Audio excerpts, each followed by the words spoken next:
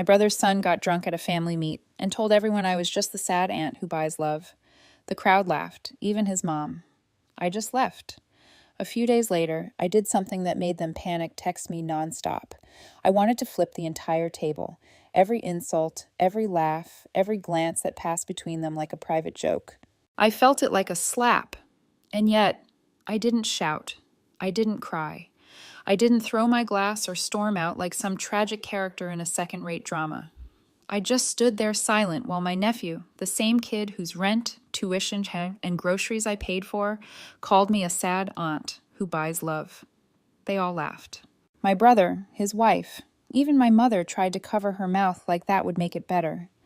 No one looked shocked, just amused, like it was all finally said out loud. I left before I did something I'd regret. But as I drove home, one thought curled around my mind like smoke. Don't bite the hand that feeds you. I could have cut them off then and there, but I didn't want revenge that burned fast and bright. I wanted it to unfold slowly, beautifully, like a lesson carefully taught. The boy wanted to humiliate me in front of everyone. Fine. But it was time he learned who held the leash he'd been chewing on.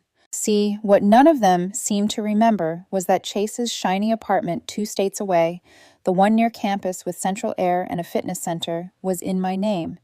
He couldn't even legally rent it without me. I'd found it, paid the deposit, and arranged everything. His parents didn't lift a finger.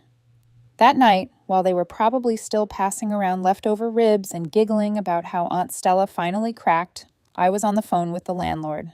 He was polite, confused, but cooperative. I offered to pay an additional month and a relisting fee if they could have the unit cleared out within the week. By morning, the paperwork was signed. Chase would be getting his notice by email and a knock on the door. When I woke up the next day, I had 22 unread messages. The first was from my brother. What did you do?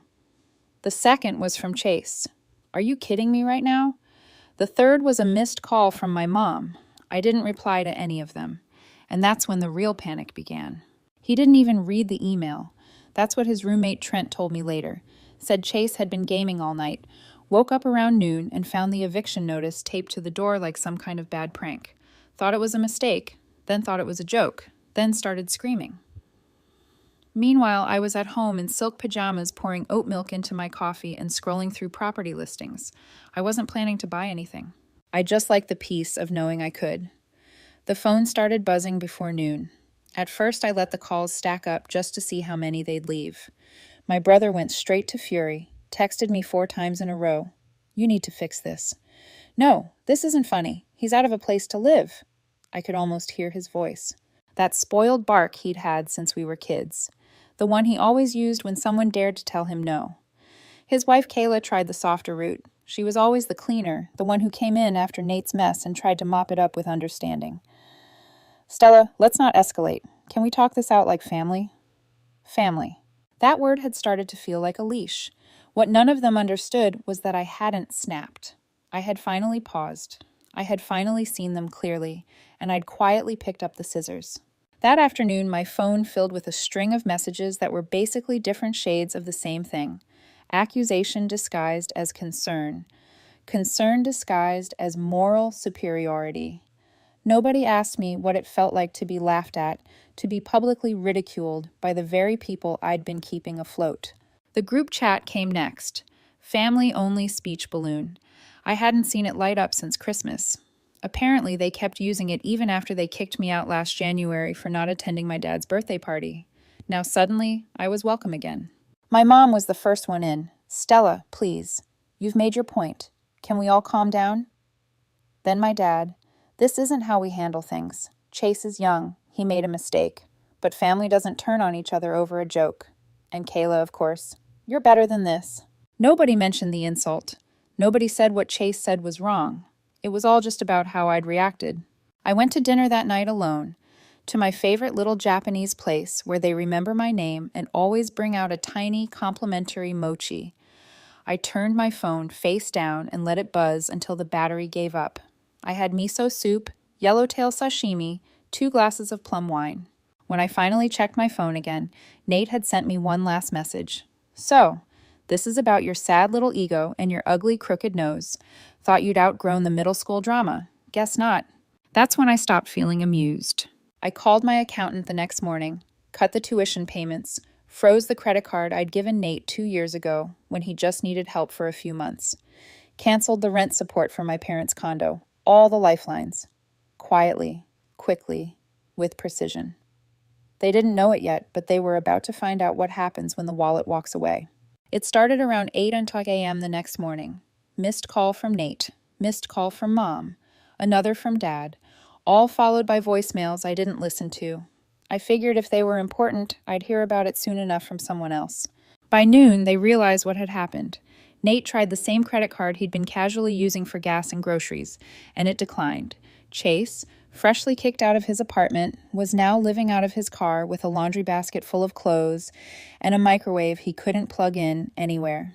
And my parents, well, their monthly deposit didn't show up on the 22nd, like it had for the last 7 years. That's when the real calls started. My mom left 6 voicemails before switching to texts. She wanted to know if I was okay, if I'd been hacked, if I'd been drinking. My dad called from his office line. He hadn't done that in years. I didn't answer any of them. Nate, of course, didn't waste time with pleasantries. He jumped right in. You're punishing everyone because your feelings got hurt. Grow up. You think you're untouchable because you make money now?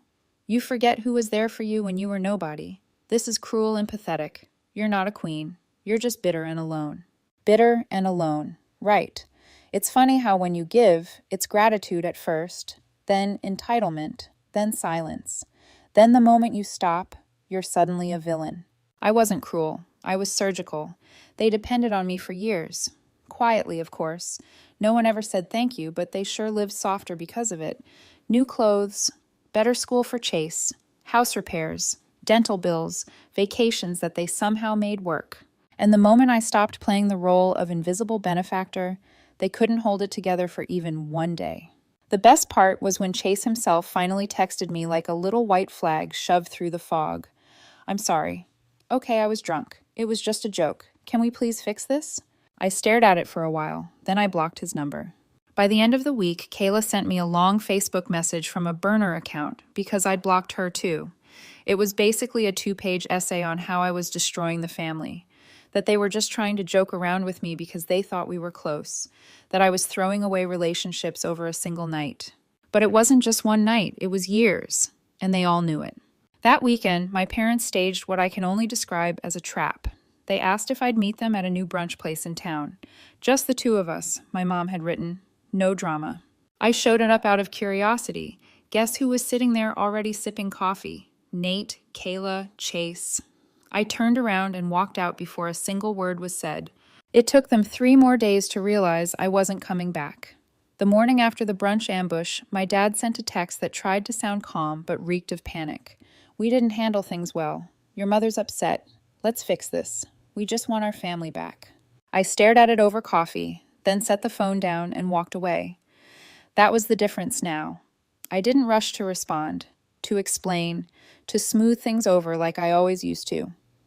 They wanted the old version of me, the quiet one, the one who paid and forgave and swallowed everything. She didn't live here anymore. 2 days of silence must have pushed them over the edge because Nate showed up to my home. I'd never invited him to my condo. He never asked. But I guess my parents gave him the address, probably thinking I'd be too polite to slam the door in his face. He rang the bell, knocked, waited. I watched him on my security app, standing there in a hoodie and yesterday's jeans like he expected a warm welcome and a clean slate. He stood outside for over 10 minutes, pacing, pulling out his phone, texting someone, probably my mother. Then he yelled toward the door like we were neighbors in a sitcom. So, this is it. You think you're better than us now? That money makes you untouchable? I didn't move, didn't answer, didn't even blink. He finally gave up and walked off, flipping off the doorbell camera on his way out like a teenager who'd lost an argument. It was so childish I actually laughed. The next day, a letter arrived in my mailbox, handwritten, carefully folded. My mother's handwriting, neat and composed. She wrote about forgiveness, about family bonds, about how Chase didn't mean it, and how Nate was just under pressure, that families argue, that I was taking things too far, and how I should consider all the things they'd been through together, as if I hadn't carried them through most of it. Then came the line that really stood out. We know it hasn't been easy, but you've always been the one who holds us together, especially now when things are tough." That was it. That was the tell. They weren't sorry. They were scared of losing their safety net, of losing me. I sat down and wrote a reply. One paragraph, no drama, no emotion. "You don't get to mock me and live off me at the same time. I'm not your ATM, your therapist, or your fool. I'm done." I printed it, mailed it, and that was that. The next day, I checked the old family group chat. I was gone again. They didn't even pretend it was a glitch this time. I figured after the letter, the eviction, the blocked calls, it would go quiet. Maybe a few sulking texts, a snide voicemail or two. But eventually, I thought they'd accept it. They'd get tired. They'd move on. What I didn't expect was that cutting them off wouldn't make them vanish. It made them unravel. It started subtly. A coworker I barely speak to stopped me in the hallway. "Hey, Stella, I didn't know your nephew dropped out of school." I blinked. That was news to me. I shrugged and walked away, but my mind was already turning. The next day, a cousin I hadn't spoken to since our grandmother's funeral tagged me in a Facebook comment under a photo of Chase beasting tables in a fast food uniform. Didn't he have that nice place downtown? What happened? Apparently, the version of events being shared with the family was selective. Something about Chase taking time off to figure things out, and how things had gotten tight financially. No mention of who used to pay for what. No mention of the tequila, or the insult, or the laughter. They were rewriting the story, except they couldn't keep it straight. People were asking questions, and Chase, who used to post filtered photos of poolside views and overpriced sneakers, was now suddenly very offline. Then I got a text from a number I didn't recognize. "Hi, Stella. This is Mrs. Ferris. I'm Chase's advisor. I was told you might be able to assist with some academic paperwork related to his housing. Can we speak?" I didn't reply. I archived the message. He wanted to grow up so badly. Let him learn how leases and withdrawal forms work on his own. Then came something I really didn't expect. A knock at my office door. My assistant peeked in awkwardly. "You have a visitor? Says she's your Aunt Lauren." She hadn't spoken to me in years. We barely exchanged greetings at weddings. But there she was, standing in my lobby, holding a latte and a folded scarf. She looked tired, a little older, not smug, not nervous, just done. We sat for 5 minutes in the cafe across the street. She said she'd heard what happened. Said Nate had always been like this. Said she was sorry I had to be the one to finally stop feeding the fire. Then she said something that stuck with me. "They only call it betrayal when you stop letting them eat off you."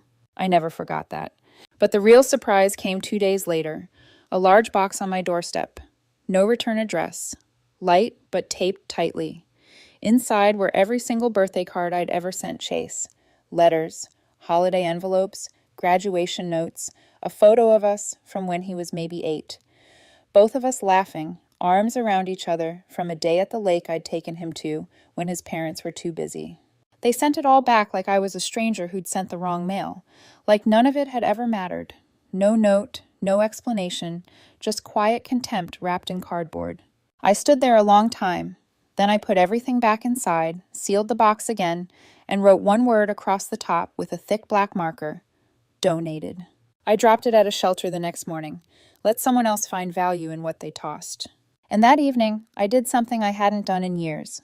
I booked a solo trip. Not for business, not for family, for myself. Somewhere warm and distant, where no one would ask about nephews, or holidays, or why I was traveling alone. I chose a seat by the window, first class, and smiled when I clicked confirm. They could keep their silence. I would keep my peace. The trip was supposed to be a reset. I told no one where I was going. I didn't even check in with work. I just packed a carry-on and flew west. A 5-star suite by the ocean. Private balcony. No plans. It was the first time in my adult life I woke up with no obligations, no one to call, no one to answer to. Just the ocean, coffee, and the kind of silence that doesn't ache. I was 3 days into that stillness when the first shadow crept back in. It wasn't a call or a text. It was an email flagged by my assistant, forwarded with a hesitant. "Thought you should see this." A financial office from Chase's college had reached out. Not to me directly. They had contacted the billing department at my company, assuming I was still his financial contact. Attached was a formal letter requesting reinstatement of a previously agreed private sponsorship. No apology, no explanation, just a quiet attempt to pull the leash again, dressed up in polite administrative language. I didn't reply right away. I went for a walk instead. Walked the beach barefoot for an hour until I could stop seeing red. Then I sent the cleanest email I've ever written. I am no longer involved in Chase Ellison's financial matters. I have not signed or committed to any legal agreement. Please remove my contact from all billing correspondence moving forward. I copied their legal office. Then I closed my laptop and ordered a drink. I thought that would be it, but I underestimated them. 2 days later, I received a call from my company's security office. Apparently, my father had phoned reception pretending to be an investor. Said he needed to confirm my return date. Told the assistant his daughter was not well and it was a private family matter. They'd flagged it and notified HR, which meant now, professionally, this circus was crossing boundaries. That was the moment it all crystallized for me. This wasn't about love. It never was. It was about access. I wasn't a person to them. I was a card that stopped swiping. I booked a new hotel that afternoon, paid in cash. I rebooked my return flight under my middle name through a different airline to a different airport. It wasn't paranoia, it was strategy. I'd seen enough of what they were capable of when they were desperate. When I finally landed back home, I didn't tell anyone. I had my phone off, my shades drawn, and for the first time in years, my apartment felt like it belonged to me, not a temporary charging station between family emergencies. I poured a glass of wine and started cleaning house digitally. I blocked every number I hadn't already, deleted old group chats, scrubbed backup contacts from cloud accounts, erased calendar invites that still showed Nate's birthday, Kayla's anniversary dinner, Chase's fake graduation. But then something caught my eye, a delivery alert, a package from an unfamiliar sender. I buzzed it up, opened it. Inside, an old photo album, one I hadn't seen in years. My handwriting inside the cover. It was mine, made for Chase when he was 10. Photos of us from weekends and holidays. Handwritten notes. Notes I barely remembered writing. Birthday wishes. Encouragement before exams. Slips of cash taped to cards with little "don't tell your mom" jokes. No return note this time either. Just the album left to speak for itself. They hadn't destroyed it. They'd returned it quietly, like they wanted me to know they hadn't forgotten, but that it no longer meant anything to them. But then, tucked in the back sleeve, folded carefully, was a single sheet of paper. Almost missed it. It was from Lauren, Reed. I told them not to send this. I told them you'd see through it. But I also knew you'd open it because you're still the only one who remembers everything. I'm not like them. I never was. Let me know if you ever want to talk. Not for them, just for us. I sat down with that note in my hand for a long time because it was the first time in months someone spoke to me. Not at me, not through guilt, not around a demand. Later that night, a new group chat popped up on my phone. Just the sisters. Lauren had added me. No message, no pressure, just space. Quiet space. I didn't reply right away, but I didn't leave the chat either. Maybe that's how it starts again. Not with forgiveness, with subtraction, with silence, and with one person standing still, finally refusing to be found. 2 months passed. I kept expecting something. A card, a letter, another strange attempt at manipulation disguised as sentimentality. But there was nothing. No more calls from HR, no surprise visitors. It was as if they finally realized I wasn't bluffing. In those 2 months, I breathed differently. I read more, slept better. I even started sketching again, something I hadn't touched in years. The Just the Sisters chat stayed quiet. A few check-ins from Lauren, an article here, a funny meme there. We never talked about the others. It was understood. But then one Friday evening, I saw someone standing outside the building. It was raining. I'd just gotten home from work, still holding my keys and a takeout bag, when I noticed the figure across the street under a street lamp. Chase. Not frantic, not angry, just still. He didn't see me at first. I waited in the lobby, unsure of whether to walk out or turn back. But curiosity outweighed instinct. I stepped out and walked toward him. He looked thinner, paler. The arrogance had melted off his face. It wasn't guilt exactly. It was confusion, like he still didn't fully understand how everything had changed. He started to speak, but I raised a hand. Don't say anything you practiced. Just say why you're here. He hesitated, then finally said, I just wanted you to know I get it now, and I'm not here to ask for anything. That was new. He looked at me for a long time, waiting maybe for a reaction, softening.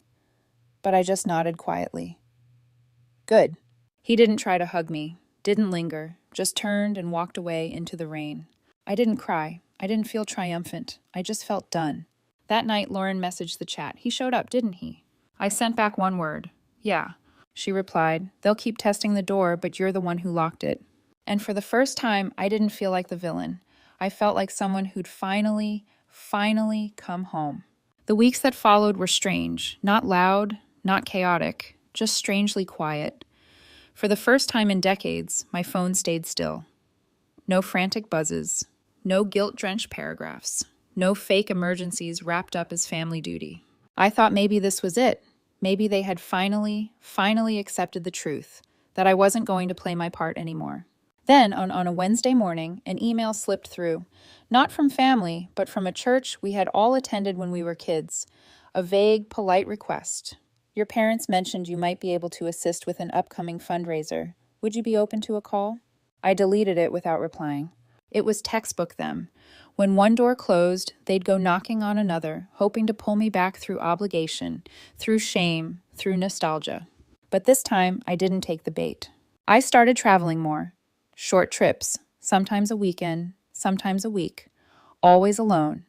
Paris in the fall, Seattle in the rain, New Mexico in the sun. I learned to enjoy airports. I learned to savor silence. On one of those trips, sitting in a hotel lobby in Lisbon, my phone lit up with a video call request from an unknown number. I declined it. A few minutes later, a text arrived. It's me, Dad, please answer. We just want to talk. I didn't. Instead, I watched the ocean that afternoon and let the call log pile up until it was a mosaic of desperation. 2 months later, word reached me anyway, through a cousin's social media post. Chase had finally dropped out for real. No more half excuses about taking time off. No more stage stories about figuring things out. He was back home, jobless, directionless, a ghost of the boy who once sneered at me over barbecue ribs. And honestly, I didn't feel joy. I didn't feel pity either. I felt distance, like it was no longer my story to carry. The family spun it, of course. On Facebook, Kayla painted it as a new beginning. My parents framed it as supporting him during transition. Nate stayed silent, probably too busy scrambling for ways to patch the holes left behind when my wallet closed. But me, I was gone from the narrative, absent, omitted, a shadow cut from their retelling. I thought I might miss it, the constant noise, the endless role of fixer, provider, scapegoat. But I didn't, not once. Instead, I filled my days with things that felt like mine again. Cooking recipes I'd put off for years, long walks through unfamiliar cities, picking up old hobbies like painting and journaling. And sometimes, late at night, when the world was quiet, I'd scroll back through the messages Lauren had sent. Small, kind check-ins, links to articles she thought I'd like, not pushing, never demanding, just present. It reminded me that family doesn't always mean blood. Sometimes it's the ones who choose not to use you, the ones who see you as a person, not a purse. The holidays came, and for the first time, I didn't send gifts, not a single card, not a single dollar. Christmas morning, I sat by the window of my apartment with hot cocoa, watching snow fall on the city below. My phone stayed silent. No guilt-tripping calls, no fake invitations. And I realized something simple but profound. Peace doesn't come when they apologize. It comes when you stop waiting for it. I don't know what became of Chase after that winter. Whether Nate found a new mark, whether Kayla kept pretending things were fine, whether my parents still told themselves they'd done nothing wrong. But I do know what became of me. I breathed, I lived, I traveled. And I stopped being the sad aunt who buys love. Because love isn't something you can purchase. It isn't something you can demand. It isn't something you can fake through family brunches or forced group chats. Love is chosen, freely, willingly, without strings. And if they never chose me, then at least I finally chose myself.